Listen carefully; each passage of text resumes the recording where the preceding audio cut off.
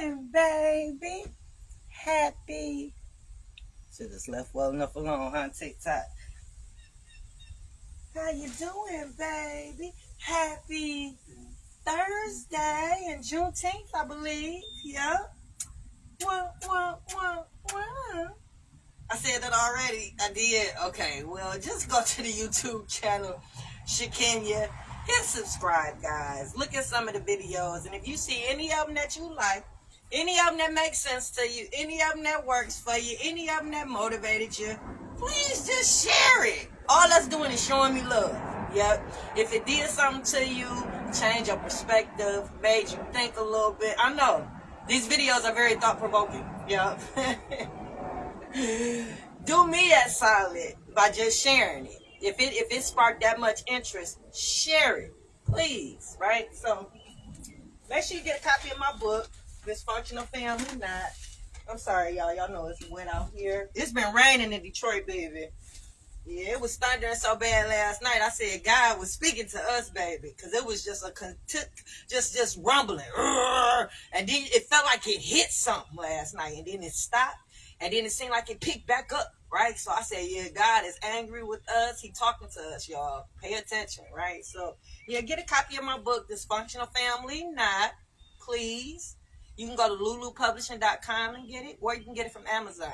Dysfunctional Family Knot, like a knot joke, right? Because even though I did have some dysfunctions, I think I turned out okay, right? So, I turned out okay, right? So, y'all, today we're talking about raising our daughters. Can you believe this is part 10? I know. So speaking of daughters, my oldest called me last night, right? I know. You wonder how I still got a relationship with one daughter and not with the other? Yeah, I'm trying to tell you how, right? Because there's no way she would feel a way about me if I don't have any connection with the other, because that means I would have done the same thing to her that I did to the baby. I know. I'm trying to tell you. So yeah, she called me.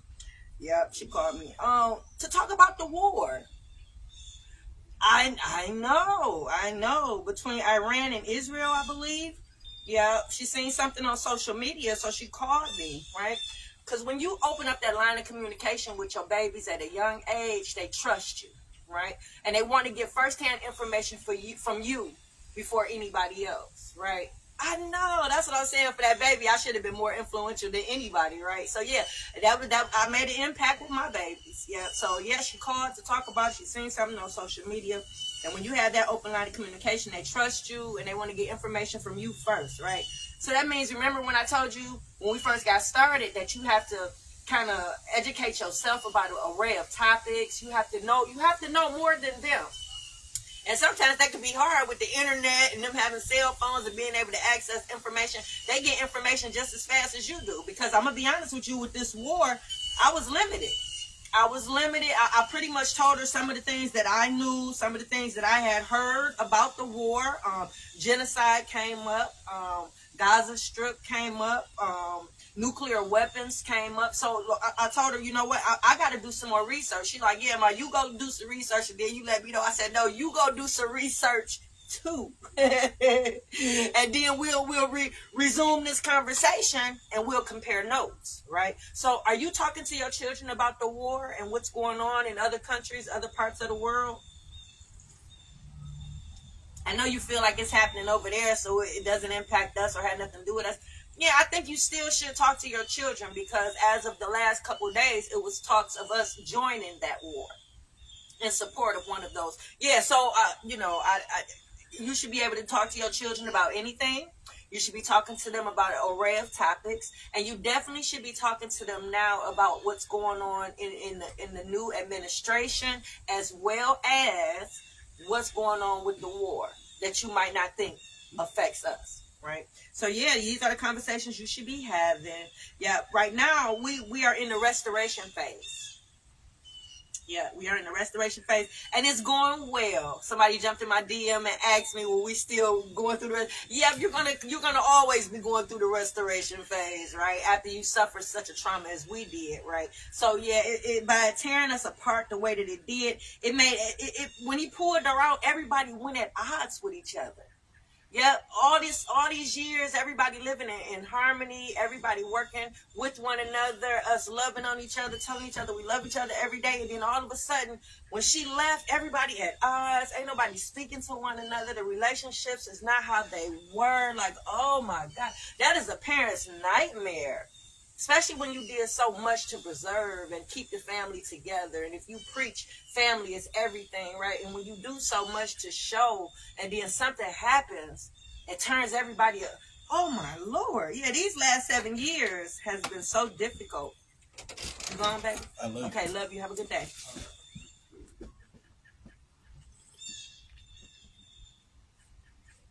Yeah, so nothing has been the same since. Yeah, the life as I know it ended 7 years ago. Yeah, I'm 52, and I've lived life. Yeah, I've lived my life, but my life has pretty much been the same. Yeah, these 52 years, I've changed in ways and grew in ways that I needed to become who I am. But for the most part, my morals and values have always been the same. Yeah, how I treat people has always been the same. Right? How I raise my children has always been the same. How I am with my children. Yeah, I know all of them. Because remember, I don't play favoritism, right? So my life should be the same, basically. There's no way we should be healing from the loss of a child that's still alive. There's no way me and my children should have to pick up and start our lives over and live and normalize a child not being in our life that's still alive.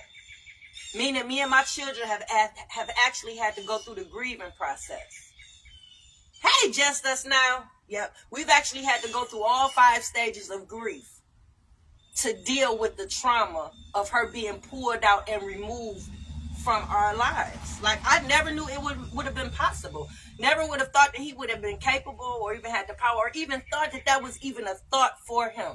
Even though that was the first threat, that was the threat that he said when he left, I'm getting my baby, we don't need you. I didn't take it as one. And the fact that we had made it 15 and a half years, raising her together, I never, ever thought. Never, ever thought, right? So, I know. Because we're healing from her loss, and she's still alive. Like, this is not what God wanted. This is not God's will. She was not taken away and, on to a better place. No, this is a parent. This is a parent using manipulation tips and teaching a child to turn her back on her family. Yeah. We in part 10 of raising our daughters. And so far, I don't think you've heard anything that will require a child to choose a parent or feel like it's okay to choose family. You can't choose your family. This is who you have. This is it. You can't pick off, I want this cousin, I want that cousin, I want this for this person for a mama, this for that. You can't do that. This is your family. So you damn sure shouldn't be teaching a child to turn their back on family or choose their family. Choose who they want to pick and choose who they want to do. No, that's not how this works, people. That's not how this works, right? You know better. Yeah. Yeah, so nothing I was teaching or instilling would justify her not being in our lives. Yeah. Nothing like this has happened on neither side of my family.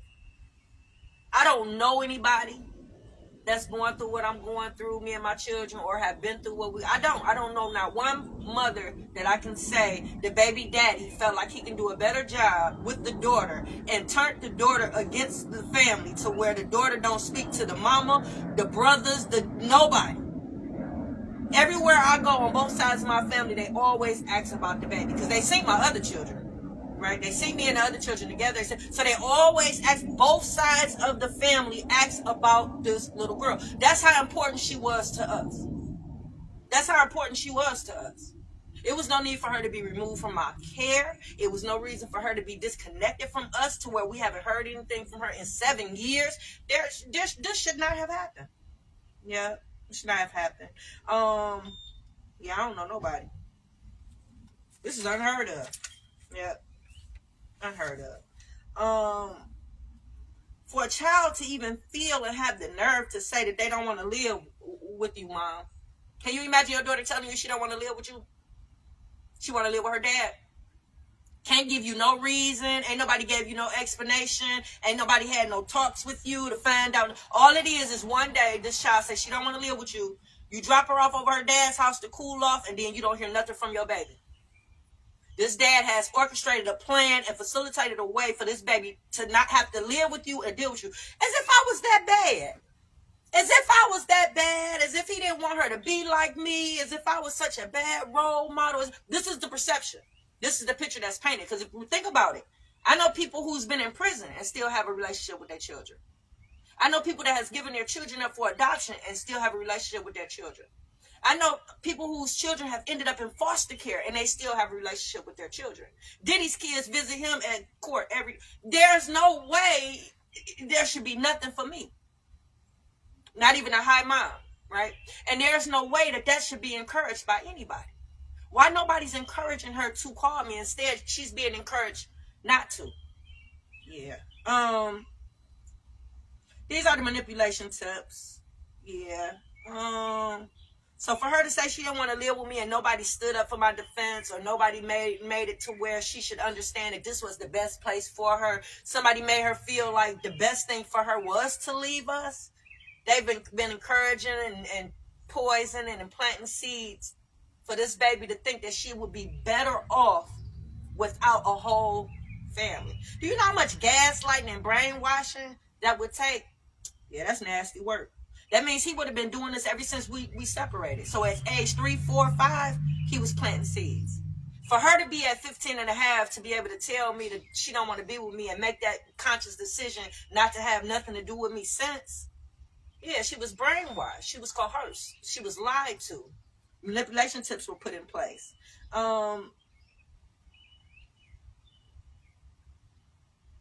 Yeah. Because you got to keep in mind, everybody was doing what they were supposed to do. I was doing what I was supposed to do as a parent. Everything was fine. He was getting equal time with her. Like, there was no fighting. We didn't talk, but we were not beefed out. You know what I'm saying? It wasn't fight on sight. It was, hey, how you doing? Keep it moving. And that was that. So, yeah, it was no fighting. But now looking at all the manipulation tips and looking at how the relationship came back, because I didn't even know that I was under attack until now. Yeah. So, yeah, you know, that's a bully. It shouldn't have been nothing that we shouldn't have been able to talk about as it relates to that baby.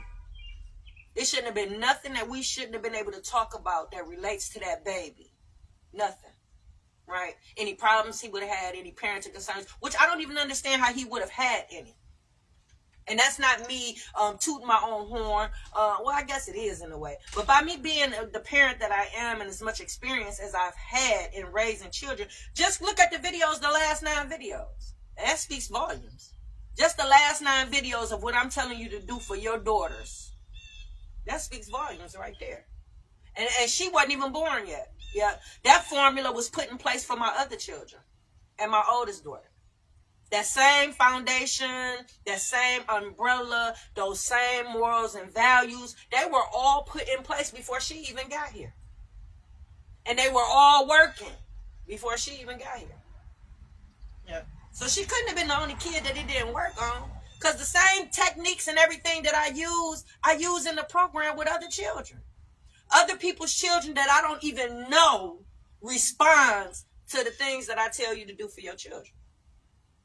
So why is my baby the only one, and why is she being praised? Because I deal with children with behavior issues.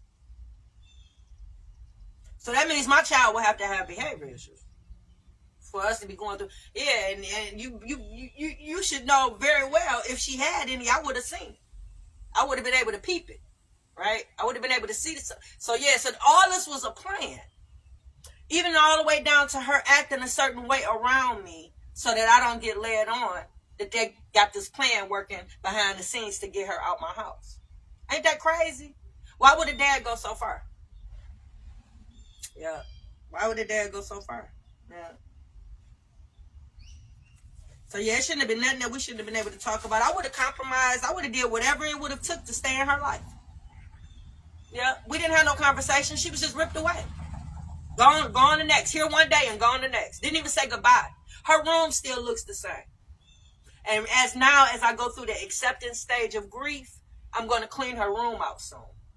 I still got her name on the wall from when we painted her room. Yeah, I haven't even. So whatever I have to do to get through that part, that's what I'm working on now. The strength, just everything. Because everything that I look at and everything that I touch reminds me of her. Because you got to keep in mind, our family has been going through it as if we're grieving. This is trauma for us, for her not to be in our life, right? So we're dealing with it as such. Yeah. So I'm in the acceptance stage that this is our life. This is what it is. She don't want nothing to do with me. She's not being forced or encouraged to do anything as far as build a relationship with me. So I have to accept that this is what it is and just try to strengthen the relationship that I have with my other two children. Right. So I know that's bold. It's bold. I know it's nasty work, baby. Yeah. Yeah, so I would have did anything to stay in her life. But it's hard to be in a child's life that don't want you there, or a child that don't feel like they need you there. And he did both. He took both of those away from her. The need to want a mother and the want. He took both of those away from her. Because that's the only way it would have made sense for her not to have the desire to call me, for her not to see me in 7 years, for her to feel a way about me. Right? You see how some of those manipulation tips can fly under the radar? Yeah, I couldn't very well tell nobody that he doing this and doing that and they believe me. Some of y'all don't believe me now.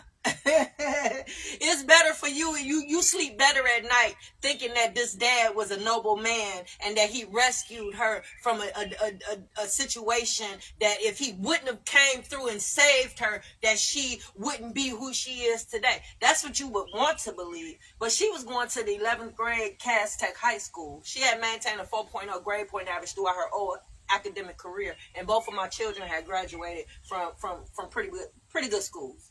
Pretty good schools. I'm going to just say that. Yeah. And if you're familiar with the area, Oak Park and Ferndale, pretty good schools, right? So for anybody to think that he was responsible for her being the person that she is, either got to be slow as fuck. Fix it, Jesus. This is a Christian show. Or he brainwashed them too. Because I was the only one getting up in the morning taking her to school. I was the only one picking her up. I was the only one taking her to practice every day for her to get all those trophies that she got. They wasn't doing that. He wasn't doing that. His drunk ass mama wasn't doing it. And his TT definitely wasn't doing it. Her TT definitely wasn't nobody doing that but me, right? So for me to be excluded, soon as she get to the age where she can drive herself to school, because that's all it would have took to cut that roll out for me, right? So that was the only thing. If that was the only thing that was holding on, me taking her to school, he definitely took that responsibility away from me because he made sure she was old enough to drive herself before she let me know she didn't want to live with me. That's what I'm saying. It was all an elaborate plan. I know. That's sad. But you can see how some of them can slide up under the radar until it's too late. Yeah. There's no way, as much work as I put into raising her, that I end up with nothing. The math ain't mathing. Yeah, the math ain't mathing. Yeah, not even a hi mom. You just seen my son left, and what did you hear him say before he left? I love you. Yeah, what you hear me say? I love you. Have a good day, baby. Yeah, that's our relationship. That's how we are. Why wouldn't that be encouraged? Why wouldn't that be something that she want? Why wouldn't anybody want that for her? A loving mother. Yeah. Why would she be encouraged not to talk to me? Right? Some of y'all do this to y'all children when y'all tell them, don't tell them people what go on in my house. Yeah, that's a way of telling a child not to talk to the other parent, not to tell them nothing. And a child is confused when you say that. When you just say don't tell them what's going on in the house. Well, damn, they live with you. Everything happens in the house. So now they're stuck on what they can and cannot say to this other parent. That messes with the communication, the relationship. Yeah, them not knowing what to say. right? When you just tell a child, don't tell them nothing, or when you just tell them that they crazy, yeah, don't tell them that they crazy. That's a good one, that they say they crazy. Now, the new one that I realized in my situation was a parent running interference. Yeah, when she would tell him something, remember how I tell you that if you have a problem, if the child has a problem with you, with the other parent, and they confide in you, your job is to tell the other parent so that they can fix whatever it is. You can tell that if she was confiding in him, he was probably telling her he was going to tell me, but never did. Because a couple of occasions she said, didn't my daddy tell you? Didn't my daddy talk to you? Talk to me about what? And would never say. And then when I talked to him, you ain't talked to your daughter? So, in my clues, that right there can very well be she might be playing me, right? Or they both might be playing me. Or she actually told him some things and he said he was going to tell me and didn't tell me. And she's under that impression that I might know and I don't, right? So that right there can draw a wedge between the relationship, as well as lead a child to believe you don't care. You don't love them and you don't care. You got to keep in mind that's one of the main things that's driving this invisible beat between my baby. Her feeling as if she's not loved. And y'all know that's something that we administer when they're little. We hugging them, we kissing them, we telling them, you just heard my son leave. What did he say? I love you. What I say? I love you, baby. Have a good day. This is the routine. This has been going on ever since they were little kids. So for her not to feel like she was loved, somebody else had to throw something in the mix. See, I didn't have nothing in the mix with my other two children. I didn't have anybody playing games. I didn't have nobody manipulating. I didn't have nobody lying to them. Nobody that they grew up with. Nobody in my family. None of that shit. The only difference in this and the baby is her dad and his people. Those are the only influences that's different from my other children. So you got to. That's why I got to kind of pay attention and keen. That's why I come to y'all every morning, right? Yep. So yeah, or they both playing me, she playing me, whatever the case may be, that's a manipulation tip. Yep, I didn't need no middleman. I had opened up a line of communication with my babies early. Like it was no need for him to talk for me. It was no need for him to intercept and get the message from her that she had to. I bet you she was over there saying, let me call my mama, and he was like, what you gotta say? I'll tell her. I'll tell her for you. Because whenever she was over there, she never called me. Remember when I say the child, when they're in your care, you don't have to blow their phone up over there to call them. But that other parent, when they're over there with you, should be telling that baby to call and check on you. Call your mama. Whenever she was here, I'd be like, you talk to your dad now? How your dad doing? How your grandma doing? How your TT doing? I would ask her this all the time. Whenever I would pick her up from over there, how your dad and them doing? They okay? That's showing care and concern. I bet you nobody was showing care and concern for us. Nobody was telling her to call and check on her mama. Nobody was asking her how her mama doing. To this day, when I go over my mom's family house, anybody over there, they always ask how my dad is doing. And whenever I go over my dad's side of the family, they always ask how my auntie and them doing. Always. Always. That's how we were all raised. Why is she different? So yeah, I didn't need no middleman. I didn't need him to intervene in the conversations or get the message and relay it back. I didn't need that. I didn't need him to do none of that. Right? So that's a manipulation tip. So it puts me at a disadvantage. Can you see? Yeah, so if it's being used on you, it would definitely put you at a disadvantage with that relationship with that baby. Yeah. Trust will start breaking down. The child will start talking to you less, right? The relationship at some point would just dissolve, like mine's have. Yeah, there is no way a relationship between a mama and daughter should just... Yeah. So her thinking that I know stuff and I don't. Yeah.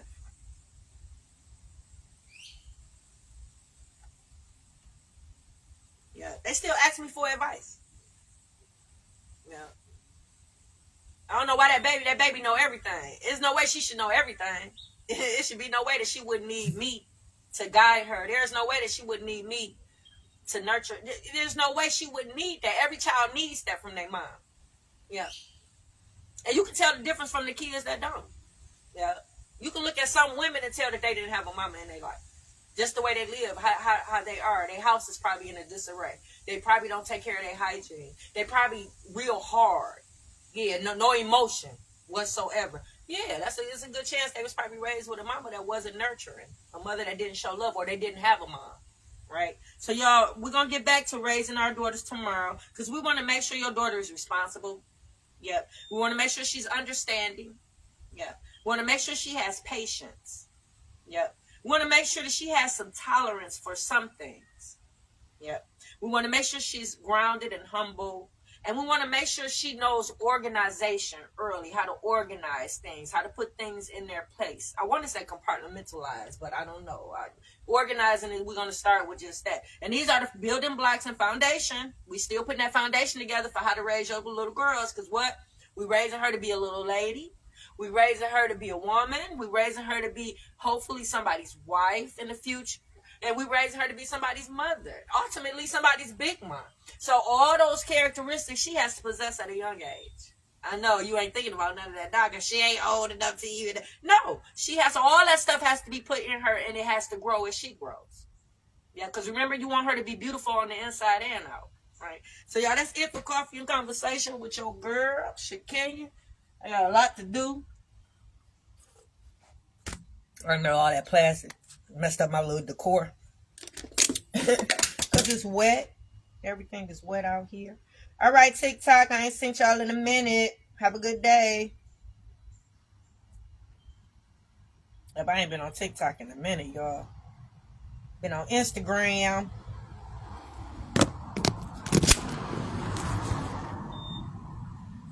Hey, Kenneth. Hey, Bev. Hey, Cheryl. Have a good day, guys. Mwah.